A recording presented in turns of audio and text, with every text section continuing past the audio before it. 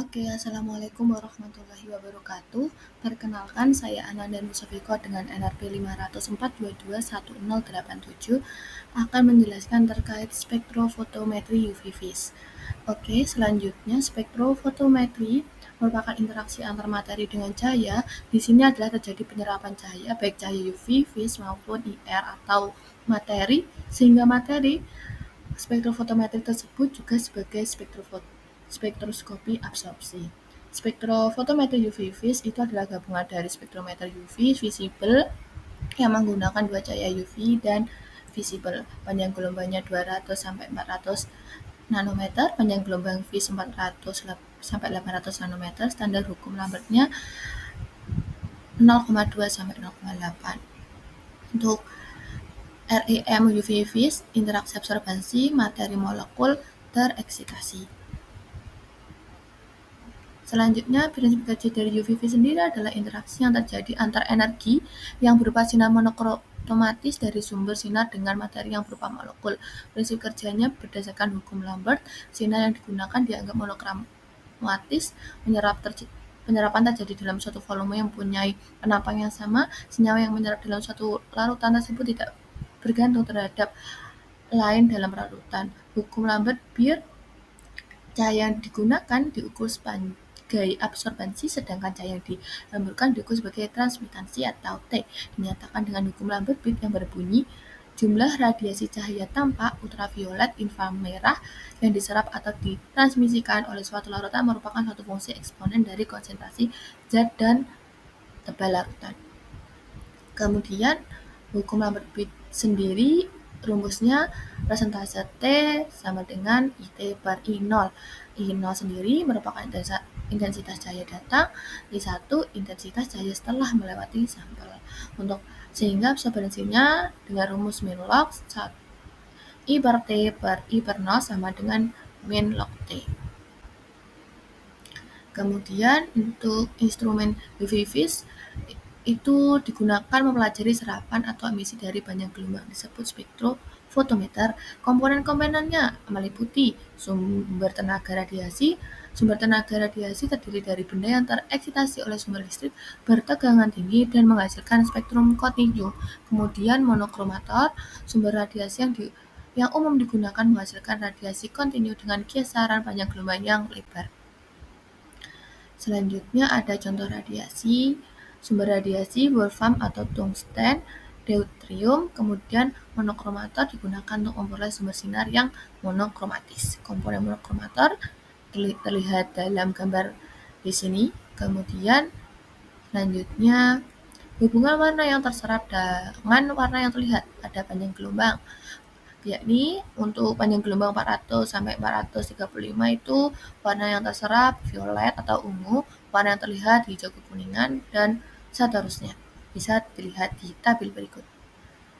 Kemudian, tempat sampel pada daerah ultraviolet atau yang terlihat biasanya berupa gas atau larutan ditempatkan dalam kuvet. Untuk daerah ultraviolet digunakan sel dari sikel yang dilebur. Untuk daerah terlihat digunakan gelas biasa. Sel cuplikan berupa gas mempunyai panjang lintasan 0,1 sampai 10 cm. Sel untuk larutan mempunyai panjang tertentu dari 1 hingga 10 cm. Sebelum sel digunakan harus dibersihkan dengan air atau aqueous. Kuvet yang baik harus memenuhi kriteria. Permukaan harus sejajar, tidak berwarna sehingga semua cahaya dapat ditransmisikan. Tidak ikut bereaksi dengan bahan-bahan kimia, tidak rapuh, serta bentuknya sederhana seperti gambar tersebut. Selanjutnya pelarut-pelarut yang digunakan pada spektrofotometer harus 1. Melarutkan cuplikan, kedua dapat meneruskan radiasi dalam panjang gelombang tertentu. Contoh pelarut yang digunakan aseton, benzen, kloroform, air, etanol, dan lain sebagainya. Larutan belangko adalah larutan yang tidak berisi analit, digunakan untuk kalibrasi sebagai larutan pembanding, contoh KSCN dan HNO3. Selanjutnya ada komponen detektor. Peranan detektor penerima adalah memberikan respon terhadap cahaya pada berbagai panjang gelombang.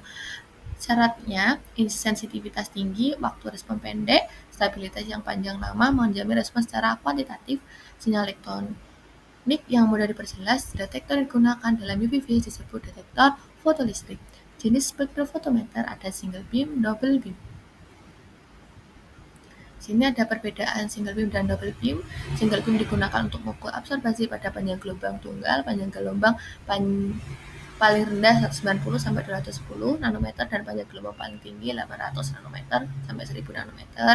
Double beam digunakan untuk mengukur absorbansi dengan panjang gelombang 190 sampai 750 nanometer, mempunyai dua sinar yang dibentuk oleh potongan cermin yang berbentuk V yang disebut pemecah cahaya.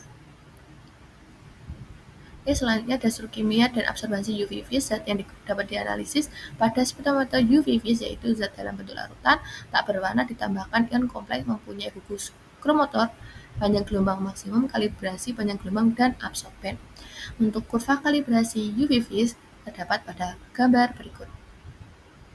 Selanjutnya ada penerapan. 1. Menggunakan metode kalibrasi, dibuat sederet larutan standar dan larutan belangko, diukur serapan absorbansi masing-masing larutan tersebut pada panjang gelombang maksimum, dibuat kurva konsentrasi lawannya absorbansi. Digambarkan oleh gambar berikut.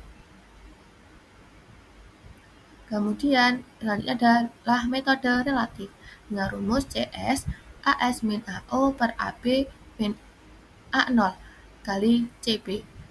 CS merupakan konsentrasi sampel, CB konsentrasi larutan standar, AS AB A0 absorbansi sampel, absorbansi larutan standar, absorbansi belangko. Selanjutnya ada metode penambahan standar digunakan untuk larutan sampel mengandung matrik sangat kompleks sehingga dapat mengganggu hasil analisa pengukuran. Dibuat secara sederet larutan sampel dengan konsentrasi sama. Setiap larutan sampel tersebut ditambah larutan standar dengan konsentrasi yang bervariasi dari 0 sampai konsentrasi tertentu. Setiap larutan diukur absorbansinya pada lambda maksimal, dibuat kurva antara konsentrasi unsur standar ditambahkan lawan, kemudian ekstrapolasikan kurva ke sumber konsentrasi. Kemudian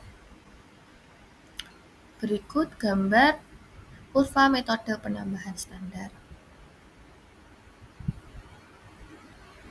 Baik, terima kasih semuanya. Sekian presentasi yang dapat saya sampaikan. Semoga bermanfaat. Assalamualaikum warahmatullahi wabarakatuh.